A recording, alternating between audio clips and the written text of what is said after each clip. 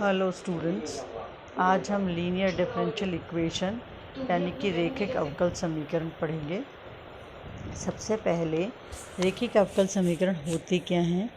यदि किसी differential equation में जो हमारा डिपेंडेंट वेरिएबल y है, उस y और y के डिफरेंशियल कोफिशिएंट्स यानी dy/dx फर्स्ट डिग्री के हों और केवल फर्स्ट डिग्री के ही आएँ, तो हम उस इक्वेशन को लीनियर डिफरेंशियल इक्वेशन कहते हैं। इसमें y और dy/dx प्रोडक्ट में भी नहीं आते हैं। तो एक स्टैंडर्ड फर्स्ट ऑर्डर की लीनियर डिफरेंशियल इक्वेशन एक स्टैंडर्ड फॉर्म में क्या होती है, dy/dx plus p function of x px y is equal to qx, जिसे यहाँ मैंने इक्वेशन नंबर 1 से डिनोट किया है।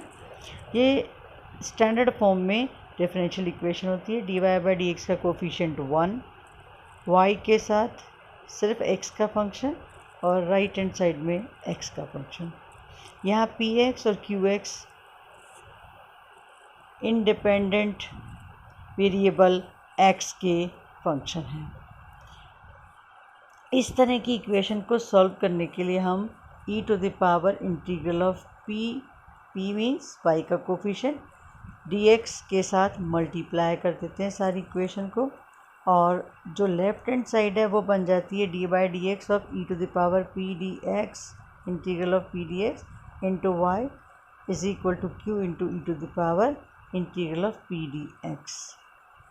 इंटीग्रेट करने पर left hand side becomes y into e⁻ integral of p dx, और राइट हैंड साइड हो जाएगी, इंटीग्रल करेंगे तो q e⁻ integral of p dx का integral plus some constant. This is equation number 3। ये इक्वेशन नंबर 3 जो हमारी equation number 1 थी स्टैंडर्ड फॉर्म में लीनियर डिफरेंशियल इक्वेशन, उसका सॉल्यूशन है। जब हम इस सॉल्यूशन को निकालते हैं तो हम यहाँ e⁻ integral of p dx को इंटीग्रेटिंग फैक्टर कहते हैं और इसको शॉर्ट में I.f लिखते हैं। तब इसी इक्वेशन 3 को हम लिख सकते हैं y into integrating factor is equal to integral of q into integrating factor with respect to x integration plus some constant c। This is equation number 4। In fact हम क्या करते हैं, जैसे हमें पता चलता है कि लीनियर डिफरेंशियल इक्वेशन है, हम y का कोफिशिएंट p ले लेते हैं और फिर इंटीग्रेटिंग फैक्टर तुरंत निकाल कर और फिर सीधा सॉल्यूशन में इंटीग्रेटिंग फैक्टर निकाल कर सीधा सॉल्यूशन में रख देते हैं।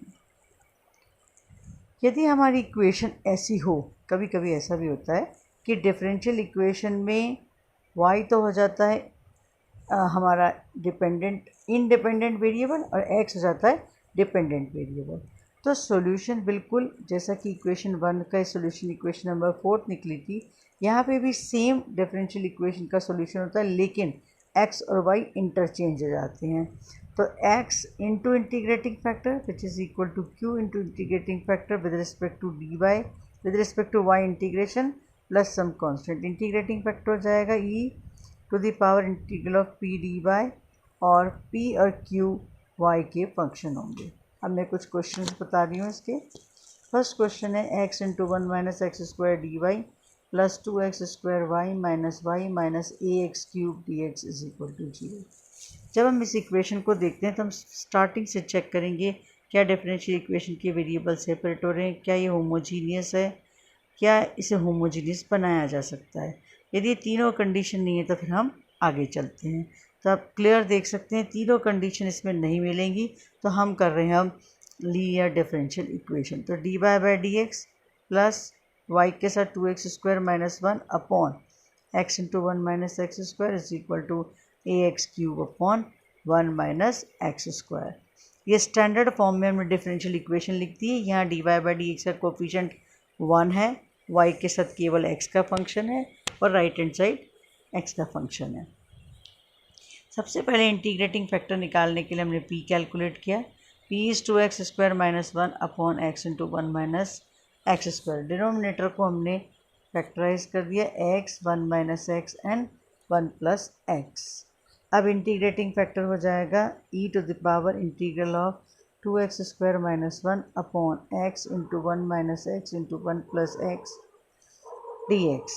अब हम इसको पार्शल फ्रैक्शन से खोल कर उसका इंटीग्रल निकाल लेते हैं, और जब इंटीग्रल कैलकुलेट होगा वो हो जाएगा 1 upon x under root 1 minus x²।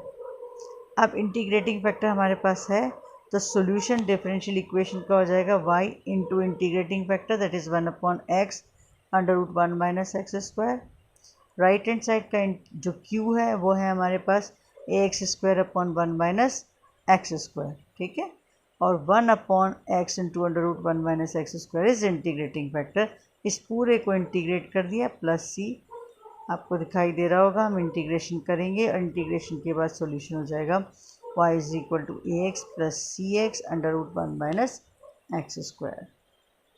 एक और क्वेश्चन है cos square x dy by d x is plus y is equal to 10x। मैंने जैसे पहले कहा कि हम सारा चेक करते हुए आते हैं कि डिफरेंशियल इक्वेशन हमारी वेरिएबल सेपरेट हो रहे हैं, होमोजीनियस है, होमोजीनियस में रिड्यूस की जा सकती है। यदि तीनों चीज़ें नहीं हैं तो फिर हम आते हैं लीनियर डिफरेंशियल इक्वेशन पे। इसको लीनियर डिफरेंशियल इक्वेशन में यहाँ देखिए dy by d x cos square x से डिवाइड कर दिया, क्योंकि हम dy बाई डी एक्स का कोफिशिएंट 1 बनाना चाहते हैं। तो dy by d x plus sec square x into y is equal to sec square x into 10x। Now integrating factor is e to the power, क्योंकि p dy by d x plus p y is equal to q x. Here p is sec square x, तो e to the power integral of sec square x D x, integrating factor हो गया e to the power 10x। अब हम same जैसा कि पहले किया, solution is y into integrating factor is equal to जो अपना q है सेक स्क्वायर एक्स 10x, और integrating factor is e to the power 10x dx का integration with respect to x plus some constant c, y into E to the power 10x। यहाँ हम 10x को t substitute करेंगे तो हमारे पास sec square x D x is equal to D T हो जाएगा। So this will become t into E to the power t D T. t into E to the power t को हम by parts integrate करेंगे, t को first function, E to the power t को second function, और हम solve करेंगे तो हमारे पास ये इक्वेशन आ जाएगी y into E to the power 10x is equal to e to the power 10x bracket में 10x minus 1 plus some constant. एक और क्वेश्चन देखिए, क्वेश्चन है x plus y plus 1 d y by d x is equal to 1।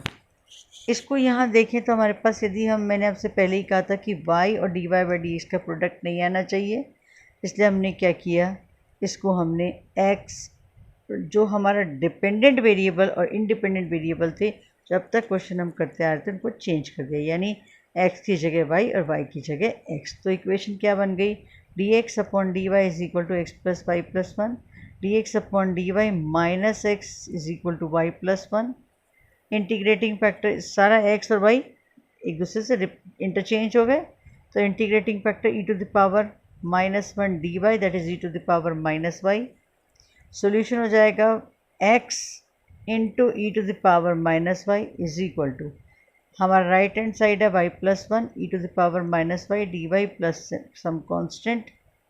अब हमने इसको right hand side को integrate कर दिया, left hand side as it is x into E to the power minus y, first y into E to the power y और plus e to the power minus y, इनको अलग अलग कर दिया। तो y into E to the power minus y को by parts किया, तो first function derivative of second plus second derivative of first function integration of second, by part से हमने इसको इंटीग्रेट किया, तो हमारे पास आ जाएगा x into E to the power minus y, y e to the power y minus y upon minus 1 minus e to the power minus y minus e to the power minus y. Solve करने पर हमारे पास ये equation आ जाएगी which is the required solution. Next time हम linear differential equation को, यदि नहीं है तो हम चाहेंगे कि इक्वेशन को लीनियर डिफरेंशियल इक्वेशन में रिड्यूस किया जा सके।